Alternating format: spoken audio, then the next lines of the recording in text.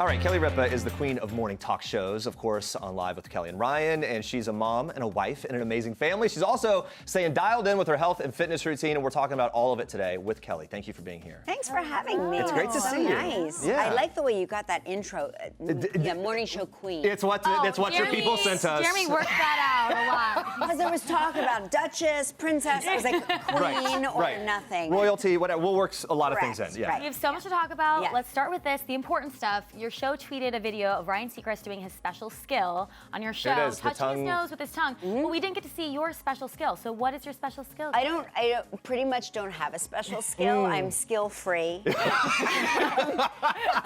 Those who can't talk. Okay, as they say. As a full job. Yeah, but my husband also can touch his tongue to his nose. Yeah, I can. Oh, you yeah, can? Yeah, No. it's a genetic thing. You either can or you can't. You either can or you can't. I can barely get my tongue over my upper lip. So. Okay, so. I don't ever wear my lipstick, but yeah. I know, I'm right me there. either. Yeah. I know. I was like, I would show you, Just but I take our don't word. really want to ruin it. But here's a segue. You do have a special skill in terms of health and fitness. You're always so dialed in. I do. We follow you online, and you've got this now. You're doing this thing with Persona Nutrition. Yeah, I've got to tell you, it's so funny because I really am a fitness fanatic. All my life I've been really fit into it, and I raised my kids, and I was really careful with their diet and their nutrition, their supplements, and I never did that for myself. I found it overwhelming. I found it confusing. I would sneak one of their vitamins because it was chewable. Okay. And that would pretty much be it. And then I went on to this personanutrition.com. I took their free assessment, and this is... Here's the thing. I'm not even kidding. It's that simple. You tell them what your diet's like, what your sleep is like, what your routine is like. You just tell them about yourself. Cool. You have to be honest. Tell them if you're taking medication, what that is. So there's no drug-nutrient interactions. But look, it And says Kelly bedtime, right Bedtime here. Kelly. Bedtime Kelly. It's a There we go. personalized pack. Personalized Which is great. pack. Everything comes. I have a morning pack. I have a morning Kelly. I have a bedtime Kelly. It has simplified my life. It has changed my life. And I'm telling you, I've been asked to partner with companies in the past. You have to really believe in it. You have to really believe in it because this stuff is like affecting your interior. Well, I gotta tell you, it's obviously working for you. And Thanks. you and Mark Consuelos, we were just saying this before. First of all, you should compete on American Ninja Warrior Yeah. together. That's one thing. Let's just I say. really want to. You really should. You really should. Really want to. We follow along online. We saw you Thank you. celebrating your 49th birthday on Yes, Instagram. thank You do you all very the much. over the year. You guys have been together for some time. For a long time. How, as a couple, how have your health and wellness and fitness routines changed over the years? I think we encourage each other. I think this is the first time Mark has actually been jealous of me. Okay. Because I watch him once a week putting his routine together. Like he's got that fishing tackle box and he takes all the bottles and he puts out all of his vitamins and this and 2 in here and 4 in there. And I go, you should just do the assessment because then it'll come prepackaged. In one for little you. package, One that's little it. package and you're done. But yeah, no, we encourage each other and we really are.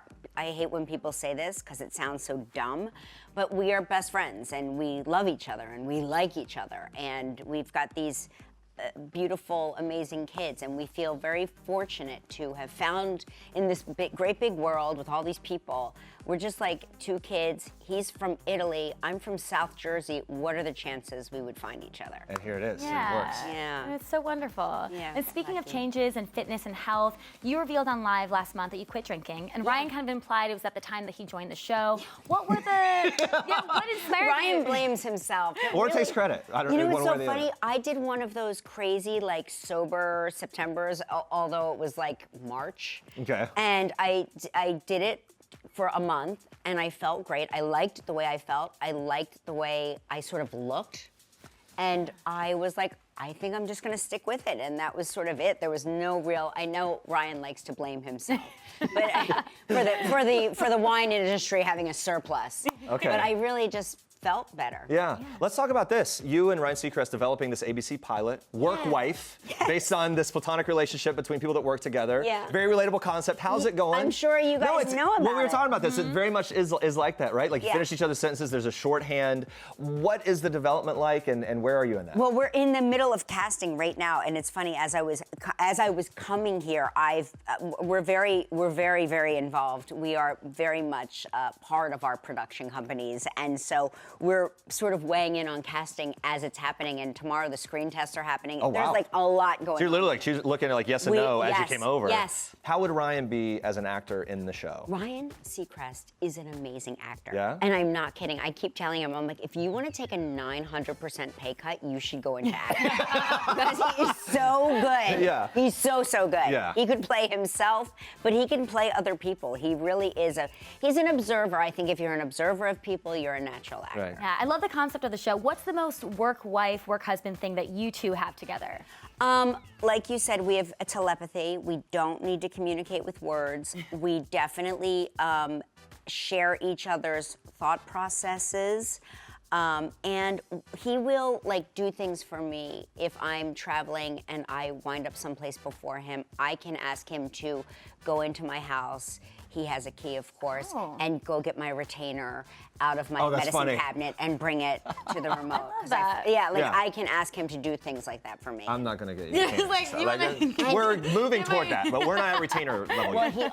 he will also like, he does intel with my kids in a way that so he doesn't betray their confidences, but he'll give me a heads up if something's going on because they don't think of him as an adult at all. He's just one of them. Yeah, he's one of them, so he can infiltrate those that's situations. Smart. I like that. Yeah. All right, bit of a deep dive here, but I love the episode that you did on Broad City, where you play this over-the-top version of yourself. Thank you. Is there a wilder side of you we don't always get to see, or something that would surprise fans? I think there's actually a more boring side of me, if you can imagine anything more boring than I already am. But you're not. But I definitely love those women, and I love the idea of always playing an exaggerated, horrible version of myself. Because who are we as people, right? Like we're all, people are mostly good.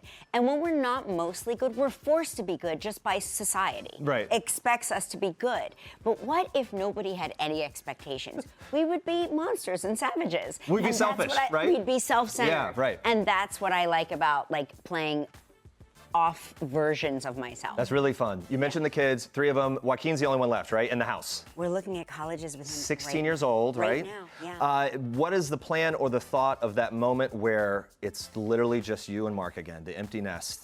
I mean, we're gonna be totally naked. At all times. At all times. We're gonna change the locks. You know, people are like, oh, you're gonna miss the kids. I'm like, I don't know. I'm gonna try. I wanna experiment with that. See how that goes. All right. Well, we look forward to hearing more about that on your show. Thank Let's talk about this. 19 years since you started live, right? I know, isn't that crazy? Just hit the milestone. If you could go back to that version of yourself with Regis, and one piece of advice about what was to come, what would you say to that version? Don't be afraid. Don't be afraid and advocate for yourself. I think when you're young and when you are in a business where, you know, I came from an acting background and suddenly here I am and they're like, be yourself. And you think, what is that? What does that mean? You mean just be myself how I normally am, not on camera?